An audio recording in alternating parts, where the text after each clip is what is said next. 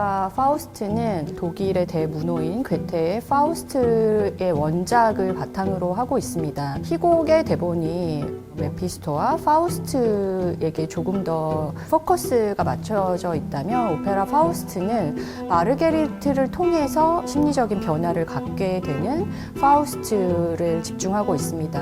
아주 완벽하게 프랑스 그랑드 오페라 형식을 따르면서 대중성과 또 아주 스펙타클한 그런 여러 가지 극음악적인 면모들을 훨씬 더 다채롭게 볼 수 있게끔 만들어진 가장 대중적이고 또 아름다운 그런 작품이라고 볼 수 있겠습니다. 특히 이 음악에 보시면 다양한 춤들이 나오는데요. 원작을 고증한다기보다는 다양한 형태의 무용들을 많이 넣었어요. 무용에 집중해 주시면 다양한 재미와 신선한 재미, 볼거리들을 보실 수 있다고 생각합니다. 이 두 장면은 굉장한 대립을 표현하고 있어요. 첫 번째 교회라고 했었을 때의 상징성은 잉태를 하는 장면을 묘사하고 있습니다. 모든 인간에게 잉태는 사랑의 결실이고 모두에게 축복받아야 하는 장면인데 마르게리트는 파우스트의 사랑을 통해서 얻은 이 아이가 불행의 씨앗이자 악의 씨앗이 돼버립니다. 그리고 결국 그 아이로 인해서 자신의 오빠에게 저주를 받으면서 자신의 오빠가 죽어가는 장면을 보게 되죠. 그것과는 또 상반되게 맨 마지막에 오페라 파우스트는 마르게리트의 승천을 얘기하고 있습니다. 마르게리트가 승천해 가는 과정, 그리고 그녀를 죽음으로 이끄는 파우스트가 어떤 결론을 맺게 되는지, 그리고 그의 선택이 과연 그에게 어떠한 점을 시사하고 있는지에 대한 부분을 한번 눈여겨보시면 좋을 것 같습니다.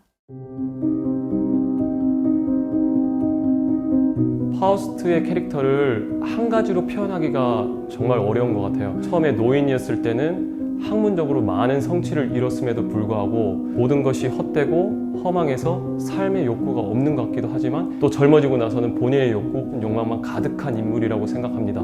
파우스트가 제일 솔직하지만 나쁜 그런 캐릭터인 것 같아요. 우리들 한 번씩 그런 상상을 하잖아요. 지금 내가 이런 지혜를 가지고 젊어지면은 어떨까 하는 생각을 하게 되는데 바로 그 인물이 파우스트거든요. 젊은 때의 그런 치기가 어린 것보다는 조금 두려움도 있고 또 이게 잘못되면 어떻게 하지 하는 또 걱정도 있고 젊은 사람으로 돌아갔을 때 기쁨 그리고 설레임 또 쾌락을 표현하고 결국 인간은 후회하는 동물이라는 모습을 표현하는 것을 중점으로 두고 있습니다. 메피스토펠레는 인간이 갖고 있는 욕망을 악마의 힘으로 구속하게 만들고 결국에는 지옥에 빠지게 하는 아주 악랄한 캐릭터입니다. 우리가 생각하는 엄청 무시무시한 악마보다는 친근한 모습으로 사람들에게 나타나는, 드러나는 것보다 항상 옆에 있는 사람과 같은 그런 친숙한 악마다. 제가 되게 멋있는 신사 역할도 될 때가 있고 어쩔 때는 또 여자한테 유혹당하는 또 그런 모습도 보여줘. 이게 사실 인간의 모습인데 이 악마가 그거를 조금씩 보여주는 거죠. 인간의 그런 나약한 모습들. 그 역할을 하기 때문에 훨씬 더 많은 색깔과 캐릭터가 필요합니다. 폭발적인 가창력도 보여줄 수 있고 또 카리스마도 보여줄 수 있고 또 굉장히 코믹한 부분도 또 메피스토펠레스가 담당하고 있거든요. 처음부터 끝까지 긴장감을 놓지 않고 관객들이 서서히 극으로 들어올 수 있도록 몰입하게 해주는 그런 다양한 모습을 보여줄 수 있는 어떻게 보면 가장 최고의 역할이 아닌가.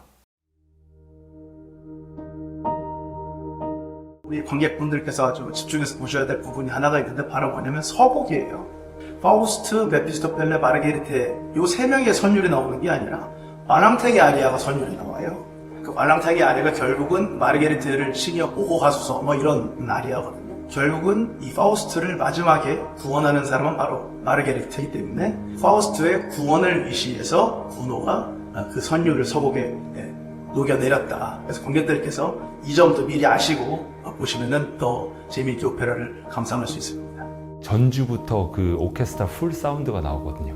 어마무시한 사운드에 압도되는 그런 느낌을 가졌고 베이스가 노래를 하는데 목소리에서 나오는 그 카리스마와 폭발적인 그 가창력이 너무 신선한 충격이었던 거예요. 이 가수가 누구냐? 그랬더니 바로 사무엘 륜이었던 거예요. 금송아지의 노래는 이제 인간이 갖고 있는 욕망 중에 어떤 물질에 대한 욕망, 그걸 이제 대표하는 이제 곡으로서 이제 그런 어떤 욕망들에는 항상 물질이 들어있거든요. 물질을 숭배했을 때 일어나는 일들, 그걸 이제 금송아지의 노래를 통해서 이제 대변을 하고 있는 건데 아주 카리스마 넘치고 또 리드미컬하고 또 그 음악을 들으면 정말 귀에서 맴돌 정도로 아주 멋있는 아리아입니다. 우리에게 다소 무겁게 다가갈 수 있는 원작의 시사점들이 음악으로 인해서 조금 더 쉽게 우리에게 질문을 던지고 우리가 생각할 수 있는 시간을 갖게 하는 점들, 그런 것들이 이 오페라의 매력이 아닐까 생각합니다. 많이 보시는 이태리 오페라와는 또 다른 프랑스 낭만주의의 선율성과 사운드라든지 그런 것들을 더 재미있게 느낄 수 있을 겁니다. 구노가 오페라 작품을 너무 적게 남긴 게 좀 아쉬운 감이 들 정도로 일단 음악이 너무 좋습니다. 감동이 더 배가 될 겁니다. 파우스트의 내용을 알고 보셔도 각기 다른 캐릭터를 보는 재미가 쏠쏠하실 거라 분명히 생각하고요. 이렇게 오페라 안에서 다양한 캐릭터들이 그들의 색깔과 그들의 캐릭터를 다 강조하면서 보여줄 수 있는 오페라가 사실 드뭅니다. 엄청난 스케일의 5막으로 구성된 오페라입니다. 대구에서 2010년에 한번 공연했었고요. 그리고 이번에 2024년에 공연하는 걸로 알고 있어요. 그만큼 자주 올려질 수 없는 오페라다. 다음 파우스트는 10년 뒤가 될 수도 있다는 거. 이번에 놓치시면 또 언제 보실 수 있을지 모르는 정말 귀한 작품입니다. 지금 현재까지도 전 세계적으로 공연이 되어지고 있는 베스트 작품입니다. 1년 내내 기억이 남는 최고의 오페라 작품이 될 거라 믿어 심지 않습니다. 마지막에 파우스트가 구원을 받을지 아니면은 지옥에 갈지 와서 보시면 후회 안 하실 겁니다. 여러분들의 선택은